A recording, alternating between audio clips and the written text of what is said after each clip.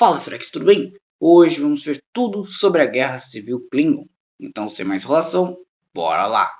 A Guerra Civil Klingon foi um conflito travado desde o final de 2367 até o início de 2368, sob o direito de escolher o próximo chanceler do Alto Conselho Klingon e líder de fato do Império. A guerra foi travada entre forças leais a Gowron, o candidato legalmente nomeado, e os apoiantes da Casa Duras, liderados por Lussa e Betor.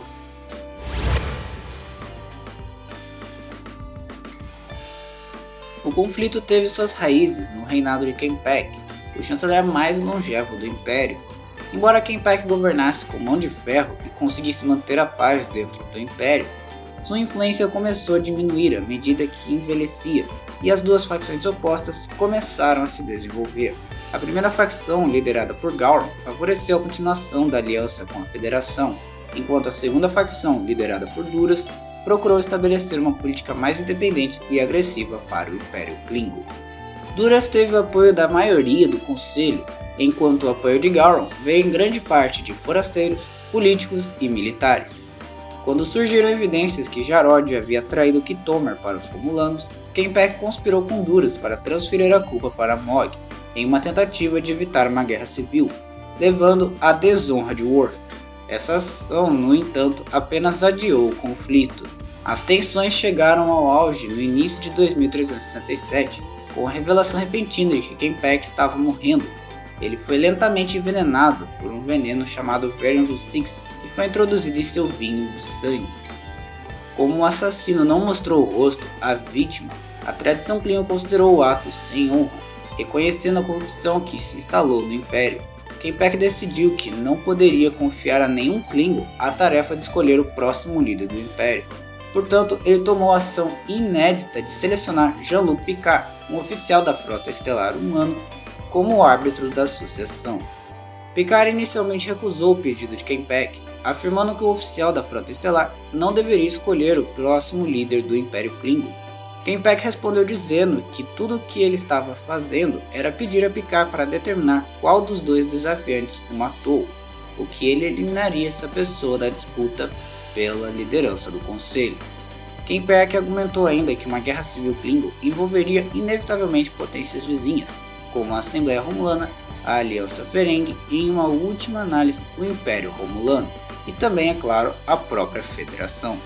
Kempek apontou que quem quer que o tenha matado de forma tão desonrosa, seja Gowron ou Duras, não poderia governar o Império. Preocupado com a perspectiva de uma guerra interestelar massiva, Picard concordou em arbitrar a disputa.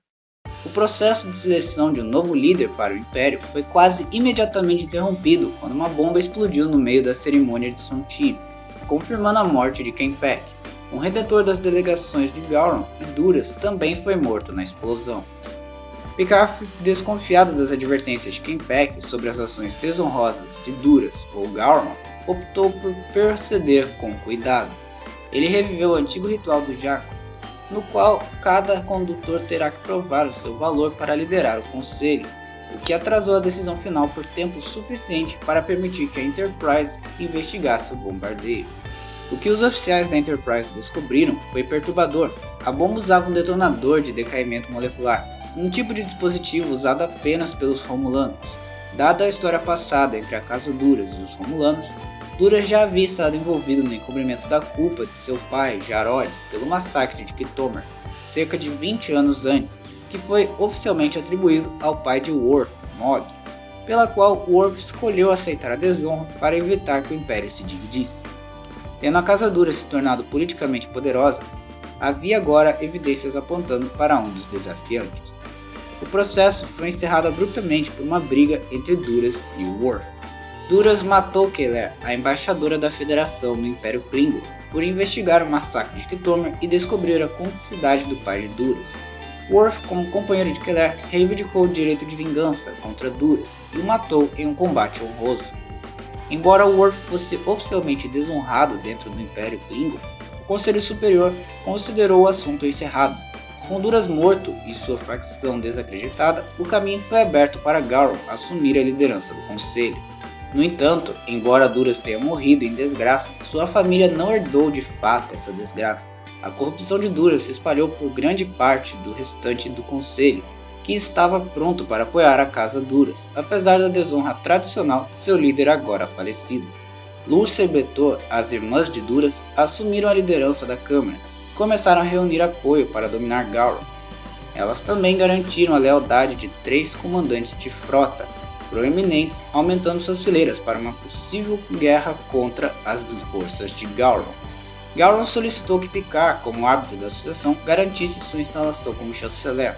Picard, no entanto, não saiu dos limites da lei Klingon e recusou o pedido de assistência de Gauron. Ele apenas podia garantir a Gauron que responderia a quaisquer desafios de acordo com a lei Klingon. O jogo de poder das irmãs, quando chegou, tomou uma forma inesperada. Elas se apresentaram ao Conselho Toral, um filho jovem de Duras. Toral desafiou Gauron para a liderança do Conselho, e o Conselho, controlado quase inteiramente por apoiantes da família Duras, apoiou seu desafio. Picard foi assim colocado em uma posição extremamente sustentável. Se aceitasse o desafio de Toral, Gauron seria rapidamente morto e Toral seria instalado como líder. Mas se ele rejeitasse o desafio de Toral, a suposta intromissão da Federação de Picard seria usada como um grito de guerra para as forças de Duras para tomar o controle de Gauron pela força. No final das contas, Picard optou por rejeitar a afirmação de Toral, argumentando que Toral não reivindicou nenhuma honra para si mesmo, não tendo travado nenhuma batalha pelo Império Klingon. Após ser recusado, Toral incentivou os outros a segui-lo, e depois saiu com a maior parte do conselho se juntando a ele. Gauron rapidamente ficou com poucos aliados, e praticamente nenhum apoio para o seu exército contra os Duras.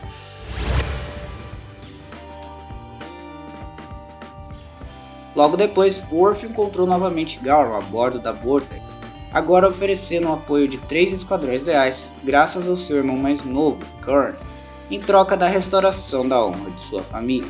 Gauron não se influenciou, já que a família Duras controlava a maior parte da frota, e em vez disso, ele instruiu Worf a persuadir Picard a convencer a frota estelar a fornecer assistência. Worf não estava disposto a fazer isso, porém a discussão foi interrompida por um ataque repentino dos Duras. Uma ave de rapina Klingon leal aos Duras se revelou e abriu fogo contra a Vortex, e foi rapidamente acompanhada por uma segunda nave. Embora maiores e mais poderosos do que as aves de rapina, a Vortex estava agora em desvantagem numérica de 2-1 e sofreram grandes danos, perdendo vários bancos subtores e tendo seus escudos diminuídos. Gauron ordenou um pedido de socorro a todas as naves leais. A USS Enterprise D estava orbitando nas proximidades, mas Picard ordenou que a Enterprise se afastasse da área de combate. Embora estivesse servindo como árbitro da sucessão e Worf fosse membro de sua tripulação, Picard não estava disposto a arriscar a Federação para uma guerra civil Klingon, indo em auxílio da Vortex. A bordo da Vortex, as armas foram rapidamente restauradas e Worf assumiu o posto das armas. Gauron deu ordem para responder ao fogo, mas Worf apontou que as naves inimigas detectariam o bloqueio das armas. Em vez disso, ele sugeriu permitir que eles acreditassem que a Vortex estivesse em defesa, os atraindo, em um momento que Worf miraria e dispararia os subtores manualmente quando eles baixassem os escudos para se transportar a bordo.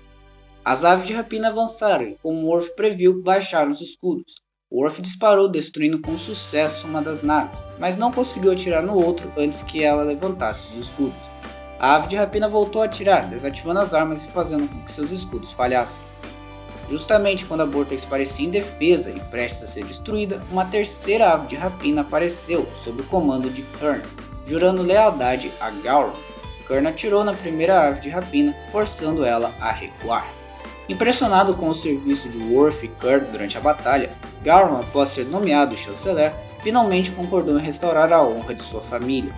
Houve pouco tempo para comemorações, já que as forças Duras ainda possuíam números maiores na sangrenta guerra civil que se seguiu. Diante da escolha de retornar ao serviço a bordo da Enterprise ou lutar ao lado de seu irmão em apoio a Gauron, Worf optou por renunciar à sua comissão da Frota Estelar para lutar sob o comando de Kurn a bordo de sua ave de guerra. Como líder oficial do Império, Gauron solicitou a ajuda da Federação contra os Duras. Porém, Picard recusou devido à lei de não interferência, dizendo que, por definição, a guerra era um assunto interno Klingon. Embora a maioria da frota Klingon ainda não tivesse escolhido um lado no conflito, Gauron estava seriamente sendo superado em números pelas forças Duras, que controlavam pelo menos 7 esquadrões e acumularam uma grande frota perto de Beta Toridar. Nas 2 semanas seguintes, as forças de Garl sofreram 3 grandes derrotas, principalmente na Batalha de Memphis. Embora a Batalha de Memphis tenha sido uma grande derrota para Garl, também foi uma batalha notável, porque poderia ter resultado em uma derrota completa. O General Martok tornou-se pela primeira vez uma figura referenciada nas forças armadas Klingons, por sua liderança heróica naquele dia. Além disso, o Capitão Kurn usou uma manobra brilhante e pouco ortodoxa, de ordenar que a sua nave usasse uma ogiva explosiva solar para destruir as 2 naves de guerra que os perseguiam. Na Federação, muitos olhos observavam de perto os relatórios vindos dos campos de batalha. Embora a primeira diretriz determinasse que a Federação permanecesse neutra na guerra, o Capitão Picard apontou corretamente que se outras potências, como os Romulanos, estivessem envolvidos no conflito, isso se tornaria uma preocupação da Federação. Picard argumentou que a sequência ininterrupta de vitórias dos Duras indicava que eles estavam recebendo apoio externo. Na verdade, Picard destacou que os Romulanos vinham tentando desestabilizar a aliança Federação Klingon nos últimos 20 anos, e era quase impensável que eles permanecessem quietos devido a uma batalha tão crucial dentro dos assuntos do Império Klingon. Em proposta ao almirante da Frota Estelar Shanti, Picard sugeriu que a Frota Estelar bloqueasse a fronteira Klingon-Romulana e impedisse que qualquer nave envie qualquer apoio adicional, ainda que hipotético, à família Duras. Usando uma nova técnica chamada grade de detecção de táquios, até mesmo naves camufladas seriam detectáveis pelos sensores da Frota Estelar. Shanti e o Conselho da Federação autorizaram o plano de Picard, e a USS Enterprise D liderou uma frota de 23 naves no território Klingon para implantar a rede de táquio. Essa ação atraiu protestos imediatos do lado romulano da fronteira, já que a comandante Sela exigiu que a frota da Federação se retirasse ou fosse considerada hostil e uma potencial força de invasão. A fim de provocar os romulanos a tentarem atravessar o bloqueio, Picard sugeriu a Garl que lançasse um ataque em grande escala às forças Duras, na esperança de forçar os Duras a pedir ajuda de seus aliados secretos. Os Romulanos morderam a isca e, apesar de uma tentativa de escapar da detecção, que foi derrotada graças à iniciativa do tenente-comandante Data, no comando da USS Sutherland, as naves romulanas acabaram sendo expostas. Com sua conexão com a família Duras exposta, Sela ordenou que suas naves recuassem para o território romulano, em vez de arriscar uma luta contra as naves da Federação.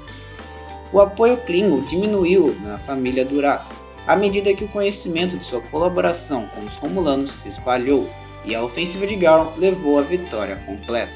Nos últimos dias da guerra, Lursa e Betor fugiram de sua base em Kronos, quando essa foi invadida pelas forças de Garl, abandonando Toral para se defender sozinho.